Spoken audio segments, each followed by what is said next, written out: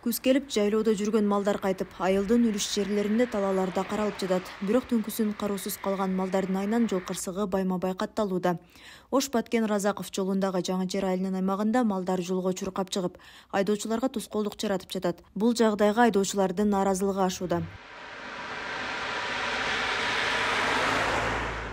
Биз ушул Ош Баткен жолунда каттайбыз. Анан ушу жолдо малдар өтө мишайт этет жолдочу, айрыкча кечинде. Кечинде малдарын караса жакшы болмок. Ар ким энди биз уруп кетсек, виноват биз болуп калып атабыз. Өзү малдын ээси виноват болуш керек. Алып карагандачы, кечинде үйүнө байлап караш керек да малын, анан күндүзү талаага жайса боло берет.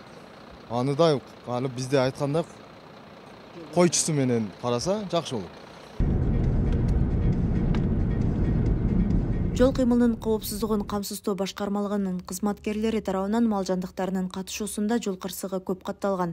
Жаңы Жер айылынын тургундарына түшүндүрүү иштери жүргүзүлүп, катуу чара көрүлөрү эскертилди. Эгер кароосуз калтыра турган болсо, мына башка жол кыймылынын жүргүнчүлөргө тоскоолдук жаратпаш керек да. Башка машиналар келатканда бул аз көрүп атасыздар, күн сайын мал аралашкан жол кырсыктары болуп атат да.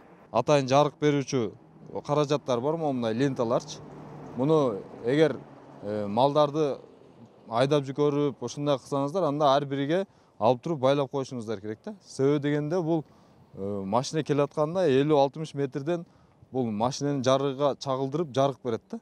Айдоочуларга мындай шарт түзөт да, токтотконгочу.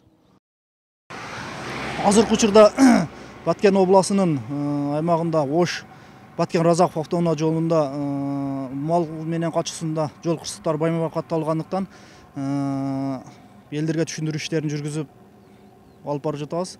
Эгерде айдоо эрежелерин бузуп малдарды кароосуз калтырган болсо, мал ээлерине Кыргыз Республикасынын укук бузуулар жөнүндөгү кодексинин 190-статьясы негизинде протоколдор жазылат. Бери эле кетсек, акыркы бир жумада мал жандыгынын катышуусунда 3 жол кырсыгы катталган. Мындан улам мал жандыктардын ээлери да жоопкерчиликтүү болуусу зарылдыгын адистер эскертишет. Айбегим Набиева, Бексултан Кайратбек уулу, жаңылыктар.